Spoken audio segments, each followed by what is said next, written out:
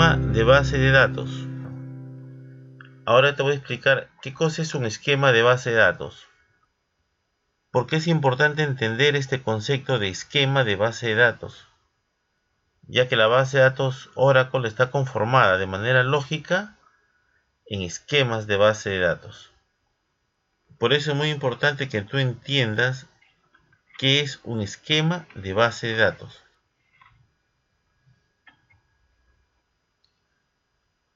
La base de datos Oracle se organiza de manera lógica en esquemas de base de datos. Eso quiere decir que tú tienes que entender qué cosa es un esquema de base de datos. Cuando un usuario de la base de datos Oracle empieza a crear objetos, como por ejemplo sus tablas, quiere decir que va a haber un conjunto de objetos que pertenecen a una cuenta de usuario. Por ejemplo, el usuario compras. En ese momento que el usuario compras ya tiene sus propias tablas, estaremos hablando del esquema llamado compras.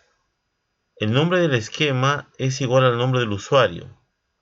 Entonces, el esquema es el conjunto de objetos de un usuario. Y el nombre de ese esquema es el mismo nombre del usuario. Cuando una aplicación requiere una capa de persistencia en Oracle, lo que tú haces es crear un esquema para esa aplicación. Y ese esquema sería su capa de persistencia. Cuando instalamos el Oracle y se crea la base de datos, se crean dos esquemas ejemplos. El esquema Scott, que es un esquema bien básico de recursos humanos, y el esquema HR, que también es un esquema básico de recursos humanos. Dos esquemas para poder hacer pruebas, para poder trabajar.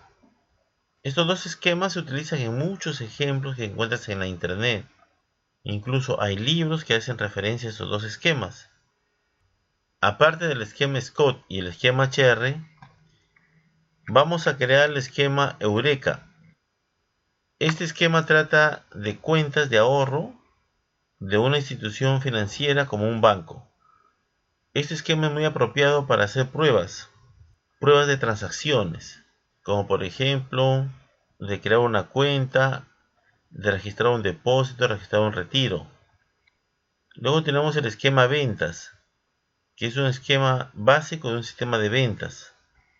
Y el esquema recursos, que es muy similar al esquema HR.